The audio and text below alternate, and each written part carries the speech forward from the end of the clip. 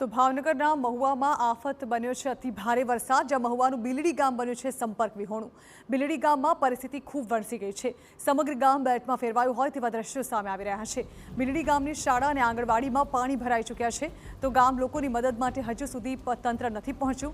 10 વર્ષથી ગામમાં પાણી ભરાતું હોવાનો સ્થાનિકોએ આક્ષેપ લગાવ્યો છે। અહીં અનેક રજૂઆતો બાદ પણ કોઈ નિકાલ નથી આવ્યો। જો કે ગંભીર બાબત એ છે કે મહુવાના એસટીએમને ખબર પણ નથી કે તેમના કાર્યક્ષેત્રમાં આવતું બિલડી ગામ સંપર્ક વિહોણું બની ગયું છે।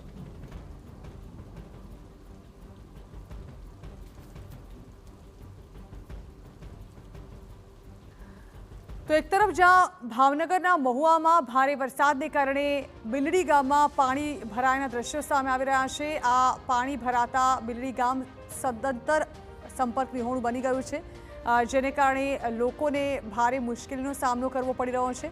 જો કે અહીં આ પ્રકારે ગામમાં પરિસ્થિતિ જાણે કે નદીમાં ફેરવાઈ ગયો હોય ગામ તેવી પ્રવર્તી રહી છે, તે છતાં પણ આ અંગે તંત્રને કોઈ જાણ નથી અને હાલ આખું ગામ જાણે બેટમાં ફેરવાયું હોય તેવા દ્રશ્યો સામે આવતા જનજીવન પ્રભાવિત થઈ રહ્યું છે।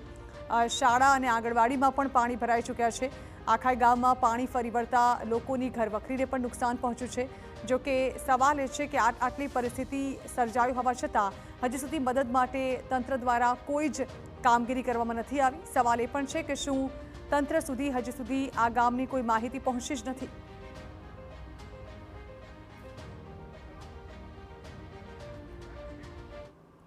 તો ભાવનગરના મહુવા તલગાજરડા માર્ગ પણ પાણીમાં ગરકાવ થયો છે। માર્ગ પાણીમાં ગરકાવ થતાં ગ્રામજનોની મુશ્કેલીમાં વધારો થયો છે। મહુવાથી તલગાજરડા ગામ તરફ જતા મુખ્ય માર્ગ પર પાણી જ પાણી ફેલાયા છે। નેશનલ હાઈવેથી તલગાજરડા જવાનો માર્ગ પાણીમાં ગરકાવ થઈ ગયો છે। ગ્રામજનો જીવના જોખમે પસાર થઈ રહ્યા છે। મહુવામાં 10 ઇંચ વરસાદને કારણે આ સ્થિતિ ઉદ્ભવી છે।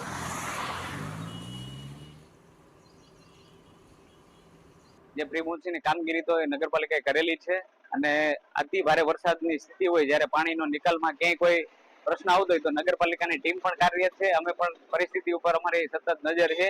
ક્યાંય પણ કોઈ નાના મોટા પ્રશ્નો હોય તો એનો નિકાલ અત્યારે કરી રહ્યા છીએ નગરપાલિકા।